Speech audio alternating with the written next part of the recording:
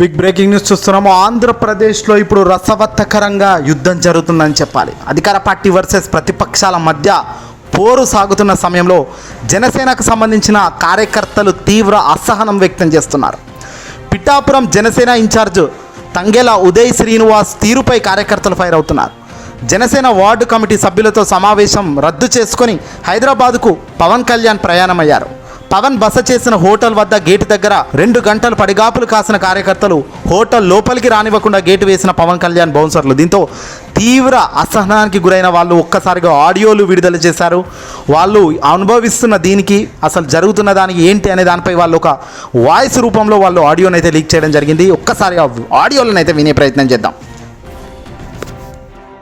నేను 14 సంవత్సరాల బట్టి నుంచి వెయిట్ చేస్తున్నాను. నన్ను తొక్కేవాడే కానీ నన్ను తీసుకెళ్ళేవాడు ఎవడో లేడు. ఇది అమ్మ జీవితం. ఎవడెవడో వస్తున్నాడు, ఆడిని మనం భుజం మీద పెట్టుకుని మోయవలసి వస్తుంది. ఈరోజు వారాయికి పర్మిషన్ తీయలేదు. అక్కడ ట్రాఫిక్ జామ్ అయిపోతుంది. పక్కన 3 లేవుడ్లు ఉన్నాయి. వెళ్ళి మాట్లాడుకుని మా కార్లు ఇక్కడ పెట్టుకుంటాం 2 రోజులు అని చెప్పచ్చు కదా. చెప్పే నాది లేడు.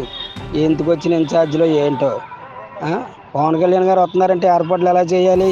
ప్రజలందరూ కార్యకర్తలు తిడుతున్నారు. ఇక్కడ ఇన్ఛార్జీలు ఎవరు బయటికి కనిపించరు. సార్ అందరికీ నమస్కారం అండి. నా పేరు తేజ జగ్గేశ్వరం అండి. నేను జనసేన కార్యకర్తని. ఎలా అంటే అండి, ఈరోజు పవన్ కళ్యాణ్ గారితో గోకులం గ్రాండ్లో మీటింగ్ ఉంది. వార్డు కమిటీ మెంబర్లు అందరూ కూడా వార్డుకి 2 చొప్పున వేస్తున్నామని చెప్పేసి లిస్టు తీసుకున్నారు.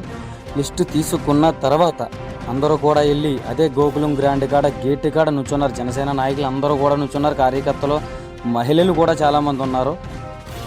మహిళలందరూ ఉండగా కూడా 2 గంటల సేపు అక్కడ గేటు కాడ వెనక్కి దోసేసి బాడీ గార్డ్ అలా దోసి కార్యకర్తలందరినీ ఎతవలను చేసి పాడేశారు అక్కడ ఉన్న వాళ్ళందరూ కూడా. తర్వాత అదే సెకండ్లో ఒక అరగంట గ్యాప్ ఇచ్చుకొని వర్మ గారు ఆ కార్యకర్తలందరినీ తీసుకున్న తర్వాత టక్మని గేట్ ఓపెన్ చేశారు.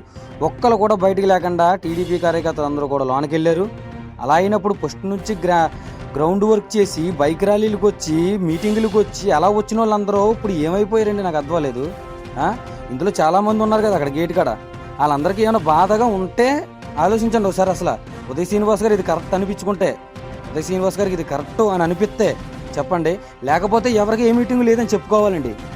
అక్కడ నుంచోబెట్టి గేట్ కాడేమో జన సైకిల్ అందరూ అక్కడ నుంచున్నాక టీడీపీ వాళ్ళు లోనికి వెళ్ళాక జన సైకిల్ అందరూ కూడా ఏమైపోయారు. ఎదవల కింద లెక్క అండి. పోలే ఎవరో కూడా నాకు లేదు. నేను ఎదవ కింద లెక్క మామూలు. కానీ నేను పార్టీలో సేవ చేశాను, మీటింగ్లు జనాలను కాగేశాను, బైక్ ర్యాలీకి బైకులు పెట్టాను.